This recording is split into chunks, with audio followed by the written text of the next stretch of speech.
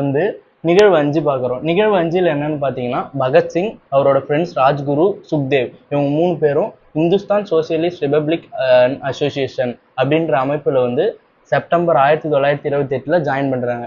Hindustan socialist Republican association வந்து ஒரு socialism, அதாவது ரஷ்யாவில் இருக்கிற சோசியலிசம் அமைப்பை வந்து முன்னாதாரமாக வச்சு நடத்துகிற ஒரு அசோசியேஷன். அதில் வந்து இவங்க 3 பேரும் போய் ஜாயின் பண்ணிக்கிறாங்க. நிகழ்வு 6 பார்த்தீங்கன்னா, சைமன் கமிஷனுக்கு எதிர்த்து நிறைய பேர் வந்து போராட்டம் நடத்துகிறாங்க. சைமன் கமிஷன்னா என்னன்னு பார்த்தீங்கன்னா, இந்தியர்களோட வாழ்வாதாரத்தை உயர்த்துறதுக்காக அமைக்கப்பட்ட ஒரு குழு. அதில் பார்த்தீங்கன்னா இந்தியர்கள் யாருமே இல்லை, எல்லாருமே ஆங்கிலேயர்களாக இருக்காங்க. அதை எதிர்த்து தான் நிறைய பேர் போராடுறாங்க. அதில் வந்து முதன்மையாக போராடினவர்னு பார்த்தீங்கன்னா லாலா லஜபதி ராய். எப்போன்னு பார்த்தீங்கன்னா நவம்பர் 1928 வந்து அவர் வந்து போராட்டம் பண்ணுறாரு. எப்படி போராட்டம் பண்ணுறாருன்னா, ஆங்கிலேயர்கள் கப்பலை மறித்து கருப்பு கொடி ஏந்தி இதற்கு எதிர்ப்பு தெரிவித்து அவர் போராட்டம் பண்ணுறாரு. அப்போ பார்த்தீங்கன்னா அவர் மேலே தடியடி நடக்குது. யார் நடத்துறான்னு பார்த்தா ஜேம்ஸ் ஏ ஸ்காட் அப்படின்றவர் அவர் மேலே தடியடி நடத்தி அவர் வந்து இறந்து போயிடுறாரு. எப்போனா 1928 டிசம்பர் மாதம் வந்து அவர் இறந்து போயிடுறாரு. இது தெரிஞ்சுக்கிட்ட பகத்சிங் என்ன பண்றாருன்னா, ஜேம்ஸ் ஏ ஸ்காட்டை வந்து எப்படியாச்சும் கொலை பண்ணணும் அப்படின்ட்டு பிளான் பண்றாரு.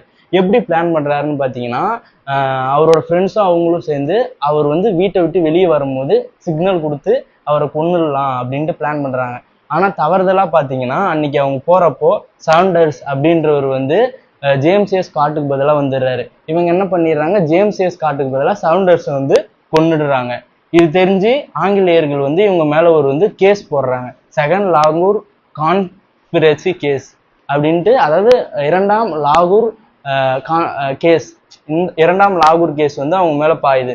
இது வந்து பாத்தீங்கன்னா அடுத்து இவங்க வந்து ஜதீந்திர தாஸ், அப்புறம் ராஜ்குரு, சுக்தேவ், பகத்சிங் இவங்களோட சேர்ந்து 21 பேர் வந்து இந்த கேஸ்ல வந்து அவங்க சிறைச்சாலைக்கு அனுப்புறாங்க, அதாவது ஜெயிலில் போடுறாங்க. ஜெயிலில் போட்டதுக்கு அப்புறம் இவங்க என்ன பண்றாங்கன்னா, பகத்சிங், ராஜ்குரு, சுக்தேவ், அப்புறம் ஜதீந்திர தாஸ் அவங்க வந்து பாத்தீங்கன்னா 64 நாட்கள் உண்ணாவிரதம், 64 நாள் சாப்பிடாம இருக்கிறாங்க. அப்படி சாப்பிடாம இருக்கும்போது 64வது நாள் வந்து ஜதீந்திர தாஸ் வந்து இறந்துடுறாரு. ஏன்னா அந்த சிறைச்சாலையோட மோசமான நிலையிலால அவரு இறந்து போயிடுறாரு. அப்போ வந்து பகத்சிங் வந்து ரொம்ப கோபமாயி இவங்களை ஏதாவது ஒன்று பண்ணணும் அப்படின்ட்டு கோபம் அடைகிறாரு. அந்த டைம்ல பாத்தீங்கன்னா ஒருத்தர் வந்து அவர்கிட்ட சொல்றாங்க, ஆல்ரெடி நீ பார்லிமெண்ட்ல வந்து குண்டுலாம் போட்டிருக்க, அதுக்கப்புறம் பார்த்தனா இப்போ வந்து ஸ்காட்டுக்கு பதிலாக சவுண்டர்ஸையும் நீ கொண்டுட்ட, உன்னை வந்து சும்மா விட மாட்டாங்க, உனக்கு மரண தண்டனை கொடுத்துருவாங்க அப்படின்னு சொல்லிட்டு நீ வந்து கவர்னருக்கு வந்து ஒரு மன்னிப்பு கடிதம் மாரி எழுது அப்படின்னு சொல்றாங்க. அதுக்கு வந்து அவர் வந்து மன்னிப்பு கடிதம் எழுதுறாரு. அதுல என்னென்ன இருக்குன்றத நம்ம அடுத்த வீடியோல நல்லா தெளிவா பார்ப்போம். இது வரைக்கும்